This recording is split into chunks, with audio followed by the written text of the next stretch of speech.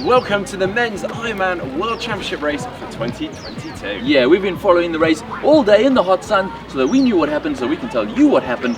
So let's run through the whole day's action.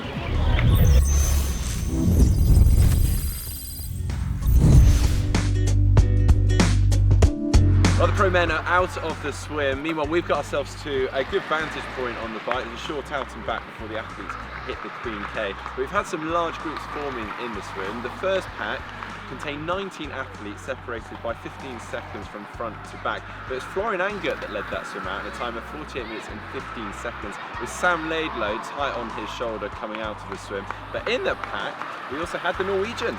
Yeah, and then there was another group, about 1 minute 13 down, 13 guys in that second group that chased back, including Patrick Lange, who lost contact with that front swim pack, and Magnus Ditlev, interestingly. And about 4 minutes 30 down on the lead was the group of weaker swimmers, stronger bikers, including Joe Skipper, Cam Worth, Sebastian Kienle, and then about 10 seconds down, so 4 minutes 40-ish, out of the water behind was Lionel Sanders. Well, as you can see, we're on the Queen K now and all the pro athletes are in off the bike. And the bike was a tactical race with a lot of watching, trying to stay in groups without actually pulling those groups. But Sam Laidlow wasn't interested in playing any of those games and pushed to the front early on, only taking Max Newman with him. Behind those two large groups formed, and as is usually the case in this race, many started to succumb to the heat or the pace or the penalty tent. 5 men stopping to serve their time at the first penalty tent in Waikoloa. Yeah, but by halfway through the bike, Laidlow had actually been caught by a group of 4, including Christian Blumenfeld, Gustav Iden, Max Newman and Ditlev. 5 minutes behind them, another group of 4, including Cam Worth, Joe Skipper, Patrick Lange and Leon Chevalier. Yeah, but Laidlow was not interested in riding with anyone today. He wanted all the TV time, and he pretty soon put a gap into that group of 4 guys. And the Norwegians, Ditlev and Max Newman, were not interested in chasing him down. They couldn't get organized, no one was willing to take a turn in front, and pretty soon that gap to Laidlow had gone out to 4 minutes. Yeah, but behind them a second chase group had been whittled down to just 6. Led by Cam Worth, we had the likes of Kienle in there, Leon Chevalier and Tim O'Donnell. Sam Laidlow led into T2 with a new bike course record of 4 hours, 4 minutes and 36 seconds, taking 4.5 minutes off that previous bike course record. But for the record to count, you have to get through the run. Oh yeah, and behind him we had Blumenfeld, Eden and Newman coming off the bike 6:15 behind. And then we had the Cam Worth group, another 2 minutes and 20 seconds behind.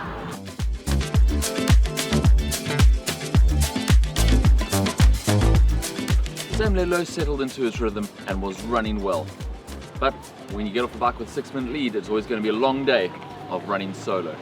The Norwegians seemed happy to run together, with Eden doing most of the work in front and Christian Blumenfeld sitting on his shoulder. They soon had a gap on Max Newman behind them and were slowly closing the gap on Sam Laidlow. Yeah, but their progress towards Laidlow was slow, and by 2/3 of the way through the run within the energy lab, Laidlow still had a 2-minute advantage over the Norwegians. It seemed like their plan of attack was literally to attack from the turnaround point within the energy lab, and we saw a noticeable increase in pace from Eden. Yeah, but then Christian Blumenfeld didn't seem to be able to match the increase in pace and was soon losing ground to Gustav Iden. But Gustav Iden was rapidly closing that gap to Sam Laidlow, and the pass was inevitable. With 6 kilometers to go, Gustav Iden passed Sam Laidlow to take the lead of the Ironman World Championships. Well, Gustav Iden, in only his 2nd ever Ironman, crossed the line to be crowned Ironman World Champion 2022. Yeah, his time of 7 hours, 40 and 24 seconds was a new Ironman World Champs course record, and his run time of 2 hours, 36:15 was a new run course record. Sam Laidlow held on to 2nd and is now the new bike course record holder, and defending champion Christian Blumenfeld held on to 3rd with the 2nd fastest run of the day. A 4th went to Aussie Max Newman with an impressive debut here in Kona. 5th, Joe Skipper, who ran incredibly well. And we also had an impressive final outing before his retirement, Sebastian Kienle to take 6th. Yeah.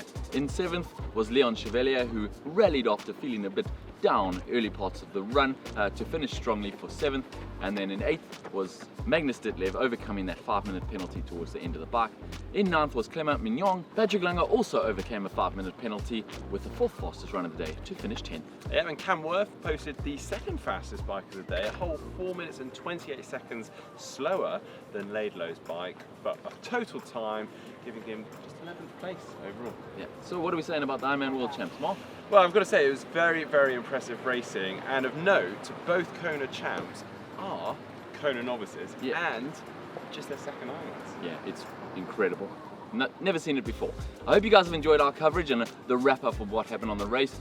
As we've said before, unfortunately we can't actually show you any footage from the race, but at least now you know what happened. Hit the thumbs up if you enjoyed this video and subscribe to GTN for more triathlon content.